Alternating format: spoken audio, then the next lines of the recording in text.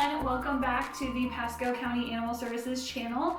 Today we're going to talk about a really fun topic, which is things that you can do at home for your pet, and that's enrichment. So enrichment means basically giving and providing stimulus, different items to your pet that they may not normally interact with. And so when you change it up and you offer different items to them, it can mentally challenge them, it can provide them comfort or calmness. And for us at the shelter, we like to provide enrichment to our pets because our shelter can be a stressful environment for a pet to be in. Even though our shelter is amazing, being in a kennel and listening to your neighbors bark all day, or being in a smaller cage such as the cat adoptions versus being in a home can be stressful for cats. So we like to provide different enrichment items to our pets throughout the week, and that provides them something to focus on and takes their mind off of being in the shelter for a little bit. So the best way to describe enrichment are items that we provide our pets, and at the shelter we do it 6 days a week, and they're items to provide mental stimuli or maybe a calming effect, different things that we give our pets that they won't normally expect. And that's why we do it on a 6-day rotation so that it's not just an everyday occurrence. And this can be things like puzzles or different treats that we provide.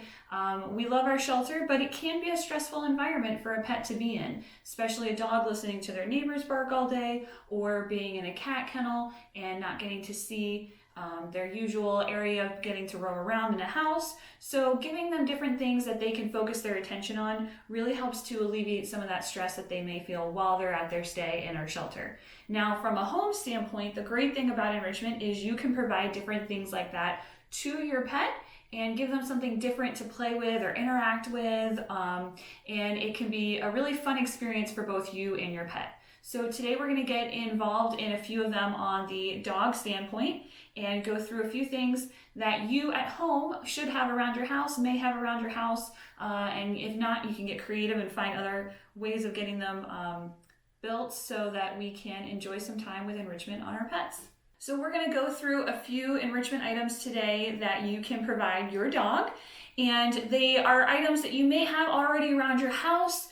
We want to make this easy, so we're not going to make them too complex, but these are very simple things that you could do and provide them to your dogs. You'll see a few videos throughout here that show, once we've completed some of these enrichment items, how the dogs react to them once we provide them and get them done. So just a fair warning, a few things to go over. First, if you're watching this, kids, please make sure you get parents' approval before taking any supplies or anything around the house to do so. Secondly, we are going to have a few of our items that involve peanut butter. So if you have a peanut butter allergy, maybe skip to the other items that don't include peanut butter so that you don't have that allergy. And then third, always make sure that whenever you give an enrichment item to your pet, that you are still monitoring them. You never want to leave them unattended with a enrichment item. Okay? Let's get started. Okay, so the first enrichment item we're going to make for our dogs are Snuffle Mats. Sounds a little weird, I know, but it's a really cool puzzle that you can provide for your pet that allows them to use their sense of smell to find different treats that are hidden amongst the blanket. So, a couple things you'll need to get started. First, a bath mat. So this is just a regular plastic bath mat. You can get these at grocery stores, any kind of store really. They don't have to be this exact one. You can have all different kinds. It's really up to you as to how large or complex or small and simple that you want to make them. The really cool thing about this is that it does not cost a lot of money to get these done. I think we got these ones for about 75 cents at the local store. So that's step one.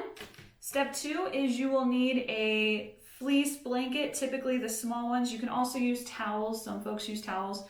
As you can tell, mine is already pre-cut, so you can tell it's very thin. So you're going to want to have a blanket that you will cut up into strips.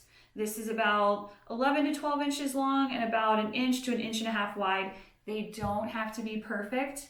Your dogs will not judge you, I promise, okay? So these are the first two items that you will need, and that's it. Those are the only items you need other than the treats. So let's get into it. All right, so first things first, I'm going to take that off, and now I just have my Snuffle Mat. And this is a really cool activity to do with If you have a parent or guardian that can cut up the strips and then the child can sit there and fill out the Snuffle Mat, it's actually kind of calming to do this.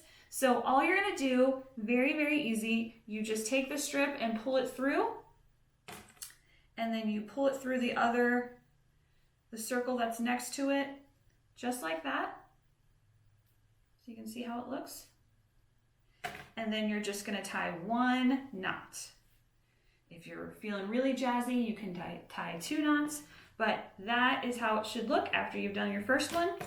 And that's it, you're just gonna keep going. So you're gonna keep going circle by circle so that every intersection, basically, every connection has that. And you wanna make sure that your knots are all done on the same side. So that way the long strips hang out on the same side. So see that? See how they're both on the same side, and then you can see the knot on the back, okay? And you're just gonna keep going. Go through every single one. And another thing is you'll also wanna make sure, not that you're just going up and down, but if you really wanna make it complex, you wanna do all sides. So if you can see on here, there's a connection here, there's a connection here, there's a connection here. So every circle pretty much has 4 different connections. You'll wanna tie a knot on each one of those. Now I know what you're thinking is, what in the world is this going to turn into? What is it gonna look like? Starting with all these random knots. And just like a cooking show, I magically have one already finished to show you what it can become. And this is it. So how cool is this? These ones have a little bit shorter of the strips, but you can tell it was made with a variety of different blankets cut up. And on the back, you can see that it is all different, all the different connections have been knotted through. So when you get to this point and it's completely filled, now's the fun part. What you can do is hide little treats, to sprinkle little treats in here for your pet, sit it on the ground and watch them get to work. You will see them snuffling through, using their nose, using that sense of smell to grab the treats out. Now again, a reminder when it comes to these items, especially something like this that has fabric involved, please make sure you're watching your animal through this. If they get to a point where you think they've gotten all the treats out, or maybe they start chewing on some of these, you'll want to make sure that you pull it away and provide it again at a later time. You don't want them to start actually chewing and ingesting any of these pieces, because that can be a safety hazard. So hopefully you've enjoyed learning about Snuffle Mats, and we'll move on to the next one. All right, so our next enrichment item is going to be peanut butter sandwiches. Not the ones you're thinking about. They're the dog version, and these you can make for your pets at home. Like I said, at the shelter, we do these and they are a big hit, and it requires very few items. So first, you're gonna need what you're gonna use for your bread. For us, milk bone cookies. We go through these a ton at the shelter. They're great for us to give to our pets. So that's step one. Next item you'll need is your peanut butter, and then just a butter knife or something to spread. At the shelter, we use tongue depressors. So really whatever you have that you can spread the peanut butter with. Or if you're still wearing your gloves, or you're a fan of getting messy, like we did the Frisbees, have your children use their hands. Totally up to you. No judgment here. All right.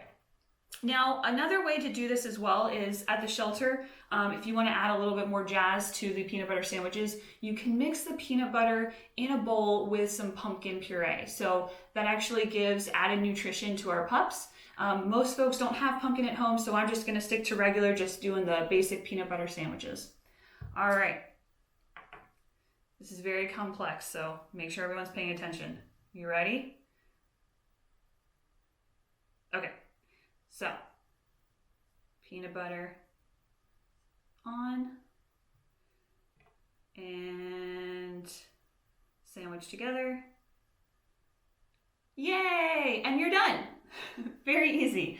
So obviously these are the smaller milk bones, so we would give these to our smaller animals. Our smaller dogs actually stay in an area called the window room, and that's for any dog that is 40 pounds or smaller. So sometimes we have little chihuahuas in there, sometimes we may have just smaller or on the younger side pit mixes. So these would be a great option for them.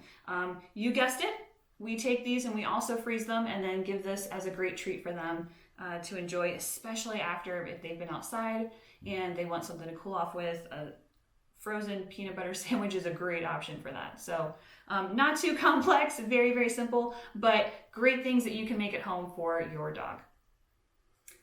Okay everyone, I hope you have enjoyed going through this video with us today. Hopefully you've gotten some great ideas of things you can do at home with your dog to provide a little enrichment in their lives, whether it's the Snuffle Mat, or it's the Kong, or it's the peanut butter sandwich, or of course, my favorite, the Frisbee. You have found some great ways to spend some time at home getting things accomplished for your pet, giving them some enrichment items.